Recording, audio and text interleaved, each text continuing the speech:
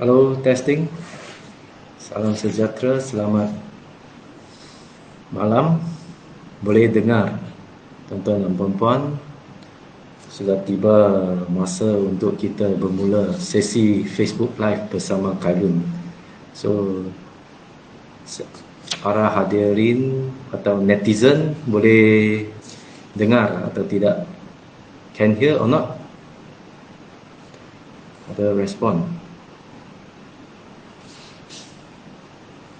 Halo, boleh dengar? Kita nak mula sekejap lagi. Ya, saya nak tanya kepada yang ada bersama dengan kita, boleh dengar? Ya, hello everybody. Selamat malam, Suryati Easy Cook.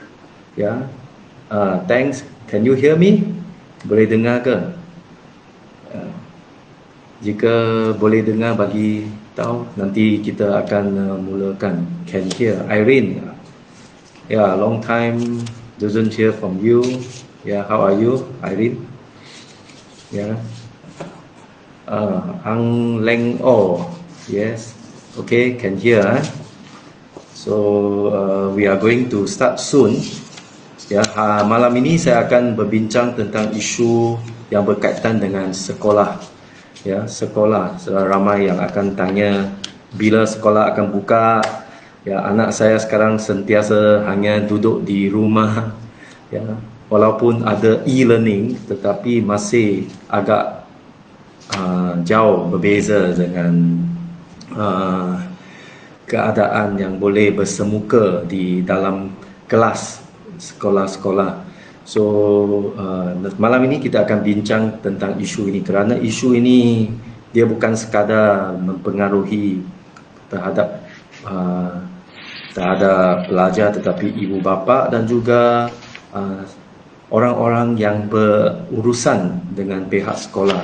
Ya, so memang topik ini saya nampak banyak orang begitu prihatin. So malam ini kita akan membincangkan tentang perkara ini. Dan saya juga mengambil kesempatan ini, sekali lagi saya ingin mengucapkan selamat Hari Raya Aidilfitri, maaf zahir dan batin kepada semua umat Islam. Ya, tahun ini memang kita meraihkan Hari Raya ini dengan berlainan dengan tahun-tahun yang lepas. Ya, tapi kita juga kena raihkan perayaan ini dengan penuh kesyukuran dan juga kebahagiaan. Kita harap tuan-tuan dan puan-puan semua netizen dapat menyambut Hari Raya Aidilfitri ini dengan sihat, dengan selamat. Ya, so hari ini kita tahu ini Syawal, hari Syawal yang keempat. Ya, so masih sambutan itu masih begitu meriah sekali, ya, dengan keluarga. Banyak tempat sudah juga penuh sesak. Ya, shopping mall saya dengar pun ramai orang pergi ke shopping mall. Ya, so saya rasa tuan-tuan dan puan-puan, tahun ini memang satu pengalaman yang luar biasa. Ya, ramai yang tak mungkin dalam sepanjang kita di dunia ini kita pernah mengalami satu COVID-19 yang menyebabkan kita semua hanya boleh duduk di rumah, dan virus ini kita tidak tahu ya di mana, yang begitu menyebabkan kekhawatiran dan kegusaran di antara kita semua. So hari raya ini saya rasa banyak memberi saya juga banyak impact yang besar, kerana saya tidak dapat menjarahi rakan-rakan seperjuangan saya, macam Hamidah, ya, Hamidah CMB, ya, salam Aidilfitri kepada semua penduduk-penduduk di Pematang Tok Subo. Ya, tahun ini kita tidak dapat buat rumah terbuka maupun buka puasa, majlis buka puasa secara besar-besaran, semua ini tahun ini kita tidak dapat buat. Ya, tetapi kita amat bersyukur kerana kita juga dapat sekurang-kurangnya dapat menyambut hari raya ini dengan sihat, dengan selamat. Ya, so thank you kepada semua yang sentiasa mengikuti Facebook Live saya, dan seperti yang minggu-minggu yang lepas, saya telah menggunakan platform ini sebagai satu platform untuk kita bertukar-tukar pendapat, dan juga boleh mana-mana netizen yang ada masalah, isu, boleh berkongsi dengan saya, dan saya akan cuba untuk memberi respon saya. So kita balik ke topik pada malam ini. Ya, so saya rasa semua sudah makan malam, ya, dan semua yang ada di sini, saya malam ini memang saya nak berkongsi, ya, tentang satu isu yang amat dekat dengan kita semua, iaitu isu pendidikan, khasnya isu bilanya, ya, sekolah kita akan buka. Ya, bila sekolah rendah atau sekolah menengah dan juga sekolah atau pusat jagaan kanak-kanak, bila ia boleh bermula untuk operasi. Ya, seperti kita maklum, ya, kita sekarang dalam Perintah Kawalan Pergerakan Bersyarat PKPB, ya. Dan PKPB ini yang selama 1 bulan ini akan tamat pada 9 hari bulan Jun, ya. So bulan depan, ya, baru kita akan mengetahui sama ada ia akan dilanjutkan atau tidak, atau ia akan ditamatkan. Ya, tapi macam mana pun, ya, saya rasa kita sekarang hari ini adalah hari yang ke-71, ya, sejak PKP ini dilaksanakan. Sudah hari ke-71. So dalam 71 hari ini, lebih 2 bulan ini, saya rasa banyak pengalaman tuan-tuan dan puan-puan menghadapi, ya. I think a lot of different experience among our families, yeah, especially those who have kids. They need to go to the schools now. They are all stay at home, ya. So apa yang mereka boleh buat, ya. So ada ramai ibu bapa yang tanya, sekarang banyak pejabat-pejabat atau perniagaan, premis perniagaan sudah mula buka, dan juga secara berperingkat pemulihan ekonomi itu dilaksanakan, ya. So semua ibu bapa, khasnya kepada keluarga yang ibu bapa mereka yang perlu keluar untuk bekerja. So siapa yang akan menjaga anak-anak mereka, khasnya anak-anak mereka yang masih dalam umur bawah 10 tahun, ya, atau anak-anak yang belum masuk ke sekolah lagi. So bagaimana mereka boleh menjaga anak mereka di samping boleh bekerja. Sebelum wabak COVID-19 ini, mereka akan hantar, ya, ibu bapa mereka akan menghantar anak mereka pergi taska, tadika atau sekolah rendah, ya. Tetapi sekarang, ya, dalam 71 hari ini memang tidak ada, sekolah memang ditutup, dan kita masih tidak tahu bila ia akan dibuka, ya. Memang ada pertanyaan tentang bilakah sekolah itu boleh buka, ya, kerana sekolah ini adalah satu sektor yang begitu dekat dengan kehidupan seharian kita, ya. Sekolah bukan sekadar tempat untuk anak-anak kita belajar, ya, cikgu mengajar, ya, tetapi macam pemandu bas sekolah, ya, dan juga penyelia di kantin, ya, atau pusat jagaan yang selepas sekolah. Semua itu tidak dapat dilaksanakan dalam tempoh PKPB ini. So perkara ini memang banyak menjejaskan kehidupan seharian kita, ya. Di samping kita tanya bilakah uh, bilakah sekolah akan berbuka, kita juga perlu mengingat satu perkara, ya, iaitu sekarang kita tahu virus ini, ya, telah menyebabkan, ya, boleh merebak dengan begitu senang sahaja, khasnya di tempat-tempat yang sesak atau tempat yang berkelompok ramai. Semua ini ada risiko yang tinggi yang boleh menjangkiti COVID-19 ini. So maka saya rasa, ya, kita perlu bukan sekadar minta pihak sekolah buka, tetapi ada beberapa perkara yang perlu kita mempertimbangkan, khasnya pihak kerajaan dan juga pembuat the decision making proses ini, ya, proses membuat keputusan ini bila boleh buka. Saya rasa ia perlu mendapatkan pandangan daripada ibu bapa, daripada pemandu bas sekolah, ya, daripada kantin, pengelia kantin, daripada pelajar sendiri, ya. Kita juga perlu tahu tentang kekhawatiran mereka. Orang yang berbeza, mereka mempunyai kebimbangan atau isu-isu yang mereka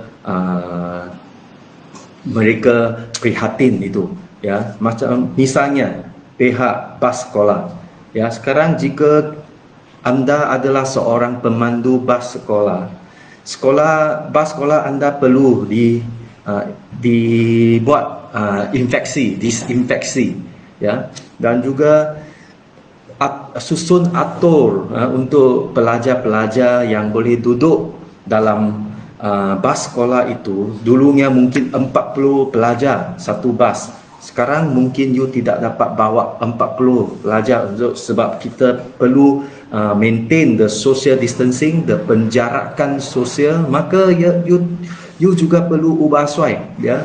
Mungkin kena membahagikan selang-seli, ya, tak boleh duduk di tepi, ya. So mesti selang-seli, mesti ada penjarakan sosial di setiap tempat duduk di dalam bas itu, ya. So adakah pengusaha bas sekolah kita sudah bersedia, ya? Mereka juga perlu minta untuk beri pandangan, dan juga kita perlu mengambil kira, ya, keprihatinan atau kekhawatiran mereka, ya, sama ada mereka boleh buat atau tidak. Jika mereka tidak berupaya untuk membuat pengubahsuaian yang sesuai, maka kita perlu memberi bantuan dan juga membantu mereka supaya mereka boleh melaksanakan kerja-kerja infeksi pencegahan virus COVID-19 itu perlu dibuat sebelum kita membuat keputusan. Ya, saya mengalu-alukan bahawa saya tahu bahawa pihak kerajaan, Kementerian Pendidikan Malaysia ini, KKM, ada sebut, ya, mereka kata tarikh pembukaan sekolah akan dimaklumkan sekurang-kurangnya 2 minggu sebelum sekolah dibuka, ya. So ini mereka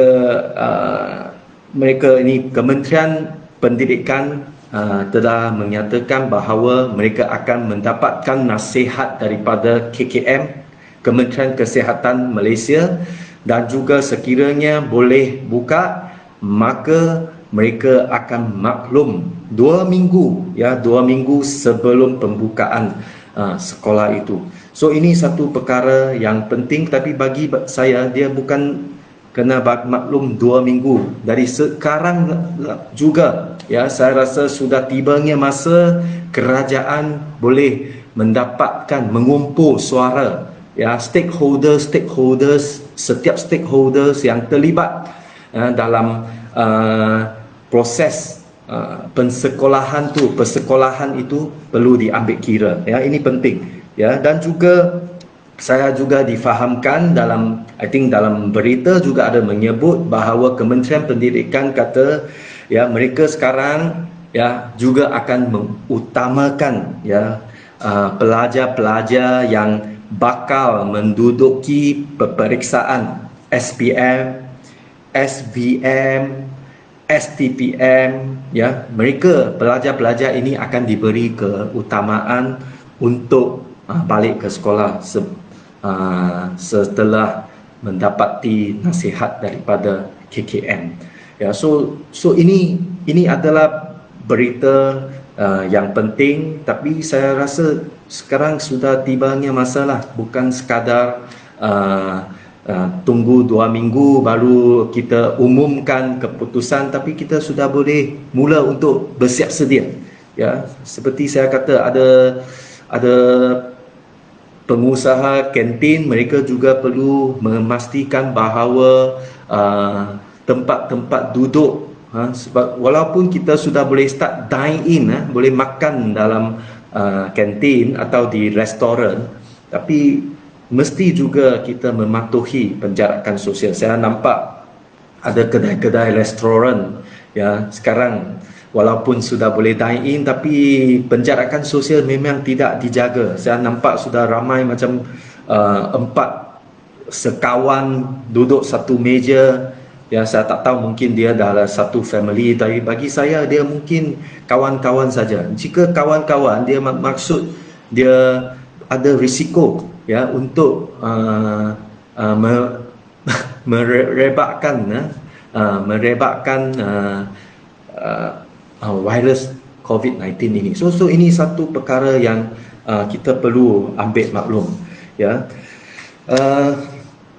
Ni semua SOP untuk kita buka semula sekolah ini, saya rasa ia perlu dibincangkan dengan teliti, bukan sekadar dengan pihak sekolah, cikgu-cikgu dan juga kepada ibu bapa. Ya, perlu mendengar suara mereka, ya, kerana kesemua aktiviti dalam pembelajaran atau pengajaran di sekolah itu mesti diubah suai secara keseluruhannya untuk memastikan bahawa penjarakan sosial itu dapat dibuat, ya, dan juga kelas-kelas itu mungkin akan menjadi lebih kecil, seperti yang kita difahamkan, mungkin satu bilik darjah yang sebelum ini ada 40 orang atau 30 orang ke atas, sekarang kena kurangkan, ya, sehingga 15 orang atau 20 orang. So ini akan menyebabkan infrastruktur itu perlu kita ubah suai, ya. Tetapi walaupun infrastruktur itu boleh diubah suai, bagaimana pula dengan tenaga pengajar? Cikgu-cikgu kita, adakah ia mencukupi untuk mengajar dengan kelas yang begitu banyak ini? Ya, jika satu sekolah, katakan SMJD, ya, Jalan Damai, Sekolah Menengah Jalan Damai, ya, dulunya mungkin pelajar dia sudah begitu ramai, ya. So bagaimana mereka dapat ubah suai atau adaptasi dalam keadaan new normal ini? So ini semua perkara yang perlu dirancang, ditelitikan dengan lebih terperinci supaya ia dapat memastikan bahawa pembukaan sekolah yang akan datang nanti, ia akan memastikan bahawa keselamatan itu, kesihatan itu dapat diutamakan, ya. So saya rasa perkara ini, ya, begitu mendesak, ya. Saya tahu ramai ibu bapa juga amat khawatir, ya, kerana mereka fikir sepanjang PKP ini anak-anak mereka ada belajar melalui e-learning, ya, atas talian, ya, belajar melalui online, ya. Ini satu perkara yang baru, ya. Memang ini satu teknologi yang boleh membantu kita untuk mengatasi kekurangan di mana bila kita terpaksa menghadapi satu virus yang begitu bahaya, maka e-learning ini adalah satu alternatif yang boleh kita fikirkan. Ya, cuma e-learning ini dia ada limitasi dia, dia amat terhad, ya, kerana kita juga tahu ya ini e-learning dia memerlukan gadget-gadget telefon atau smartphone atau komputer, laptop atau tablet. Ya, kesemua ini dia bila perlu melihat kemampuan sesebuah keluarga itu. Ya, ada keluarga-keluarga yang di kampung, ya, mereka tidak berupaya untuk mengadakan e-learning ini kerana mereka satu tak ada internet, ya, atau tak ada internet yang cukup laju untuk menyokong e-learning ini. Ya, saya tahu ada difahamkan ada cikgu-cikgu masih memberikan latihan melalui WhatsApp, ya, mereka boleh download melalui WhatsApp, atau di kampung-kampung yang saya difahamkan macam di Bukit Teh ada cikgu-cikgu, ya, sekolah rendah Bukit Teh ini ada cikgu-cikgu yang telah mencetak keluar latihan-latihan kemudian diletakkan di security pondok pengawal supaya diambil oleh murid-murid mereka. Ini satu cara yang saya rasa baik, ya. Ini bermakna kesungguhan cikgu-cikgu dan juga para murid-murid yang belajar bersungguh-sungguh. Ini menunjukkan bahawa tidak ada apa-apa halangan yang boleh menghalang kita untuk belajar sekiranya kita ada kemahuan atau keinginan yang begitu bersungguh-sungguh, ya. So tak ada alasan untuk kita tak belajar, ya. Tetapi kita faham, tahu memang ada kesukaran, bukan semua orang dapat ada teknologi yang canggih ke atau laptop. Maka saya rasa perkara ini juga sudah tiba masanya, ya, untuk kerajaan untuk mengambil kira, ya, tentang keadaan yang di akar umbi ini. Ya, saya faham kadang-kadang kita tahu kerajaan kata okey, e-learning, semua kena buat e-learning. Ya, seolah-olah e-learning adalah alternatif yang boleh menyelesaikan masalah. Tetapi kita kena ambil kira juga, ya. Seperti saya kata, internet, adakah semua rumah sudah ada internet? Ya, adakah internet ini perlu diberi dengan harga yang berpatutan? Ya, kita kena faham bahawa sekarang internet atau broadband ini sudah menjadi bukan sesuatu yang luxurious, dia adalah satu keperluan. Semua rakyat di negara kita memang perlu ada hak untuk akses kepada internet. Ya, so ini adalah tanggungjawab kerajaan untuk membekalkan perkhidmatan internet yang mempunyai kelajuan yang tinggi, ya, kepada rakyatnya. Ya, ini adalah satu perkara yang perlu diusahakan oleh pihak kerajaan sekiranya e-learning itu dapat dilaksanakan. Ya, sebab kita tidak mahu bahawa jurang, ya, information itu, ya, sekarang dia bukan sekadar jurang kekayaan yang miskin atau yang kaya, ya, tetapi kita juga memastikan bahawa negara kita ini, kerajaan bertanggungjawab untuk memastikan bahawa orang-orang yang kurang berkemampuan, yang orang-orang yang miskin, ya, mereka berpeluang untuk menaik ke atas social status mereka melalui pembelajaran. Ya, ini penting, ya, sebab education is kind of can improve their social status, ya, atau we call it as a social mobility, ya. Mereka boleh, ya, yang orang-orang yang miskin, mereka juga boleh berpeluang, ya, mempunyai peluang yang sama untuk menjadi, mereka boleh mengubah nasib mereka dan juga kehidupan mereka. So ini adalah peranan pendidikan dalam membasmikan kemiskinan. So ini e-learning ini, ya, betul, baik, tetapi dia memang perlu banyak dibangunkan, khasnya di kawasan-kawasan bandar dan luar bandar atau desa, ya. So semua ini saya harap perkara ini dapat diambil kira.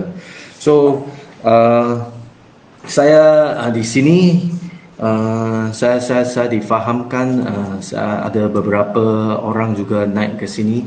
Akhir saya nak sebut di sini adalah saya rasa apa-apa keputusan yang dibuat oleh kerajaan dalam Majlis Keselamatan Negara, ya, dalam membuat keputusan supaya bila sekolah ini boleh dibuka, ya, kesemua ini mereka perlu mengambil mengambil pandangan, ya, daripada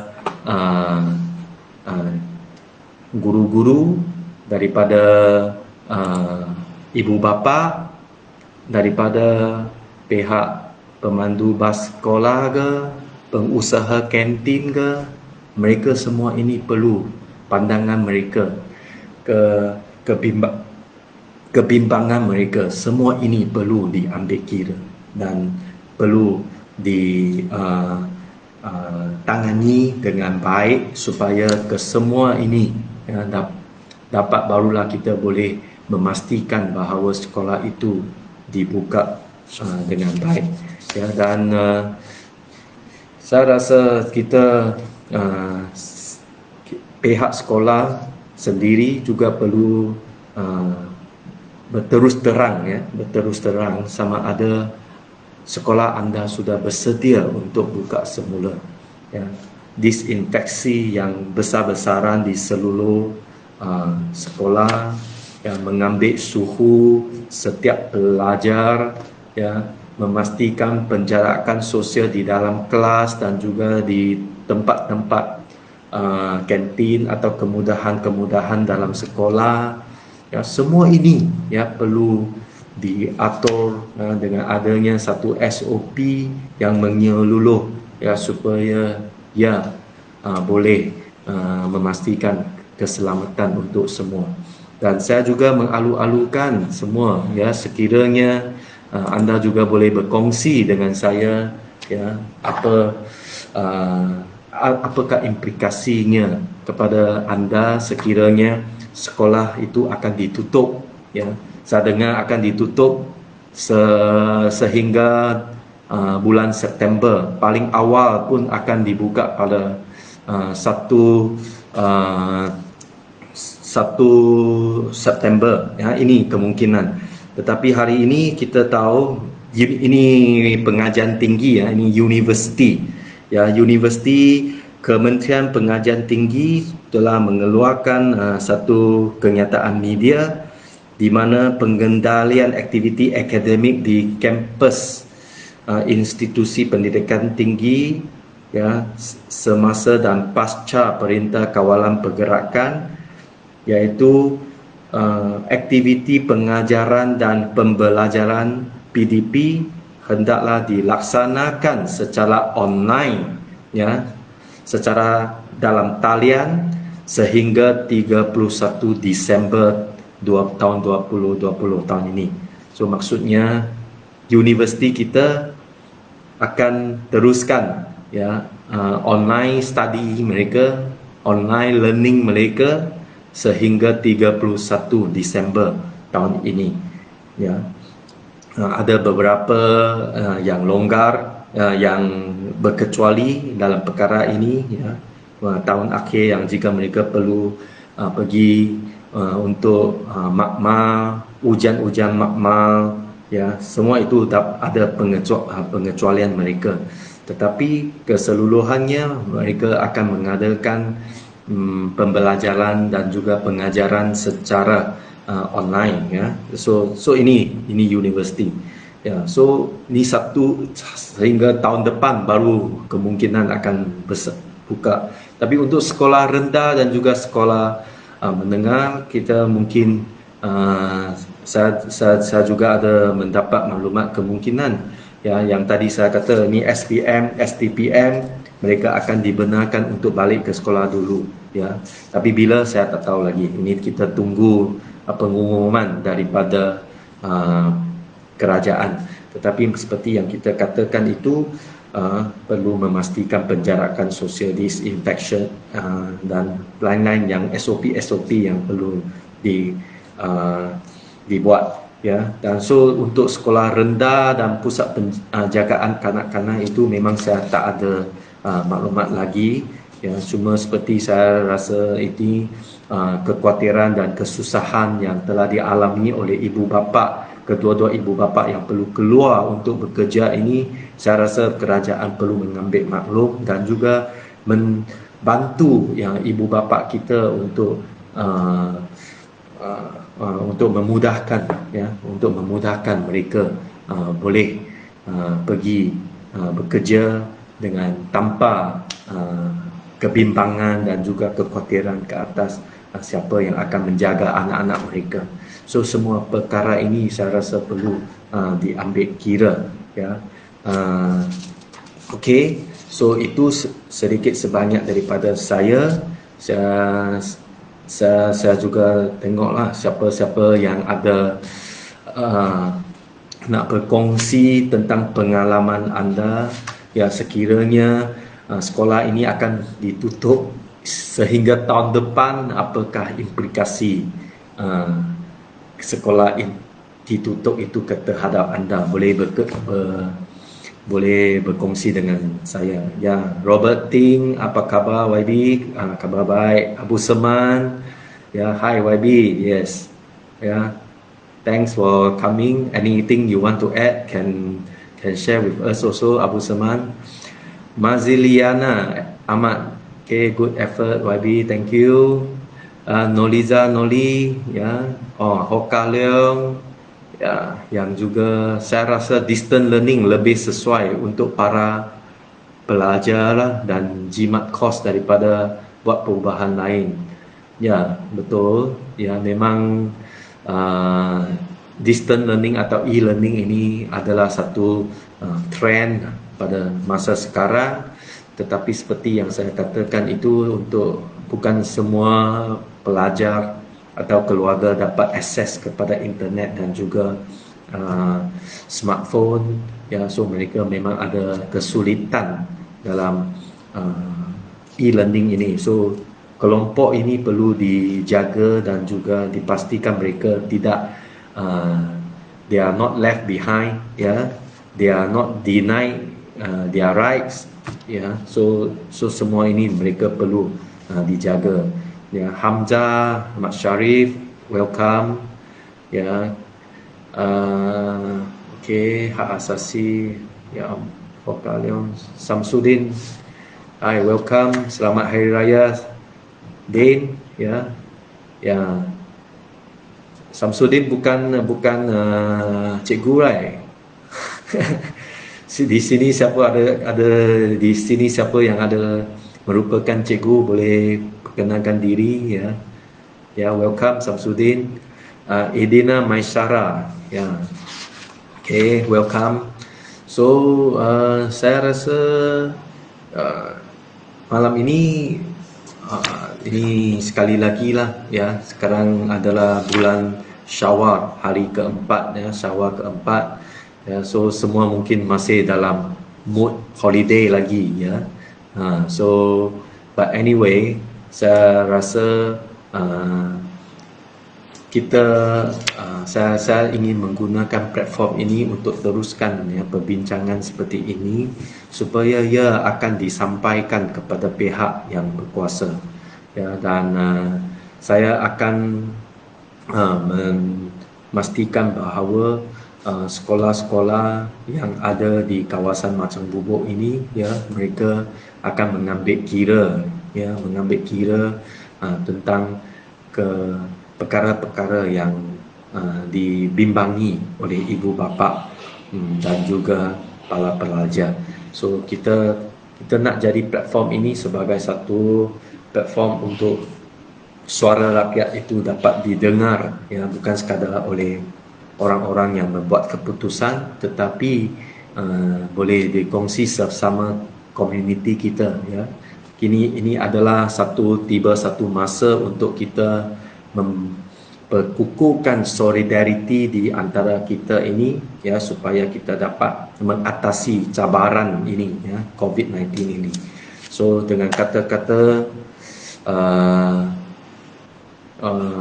itu, ya, Suryati isiku banjir bukan topik malam ini, tapi saya tahu ada banjir yang berlaku sebelum raya ini, ya, tapi kita ini sudah minta pihak yang berkaitan untuk mengambil tindakan, ya. Irene, if the school close until end of the year, I think my son need to repeat Form 1 in 2021. Kita berharap, ya, tidak perlu, ya.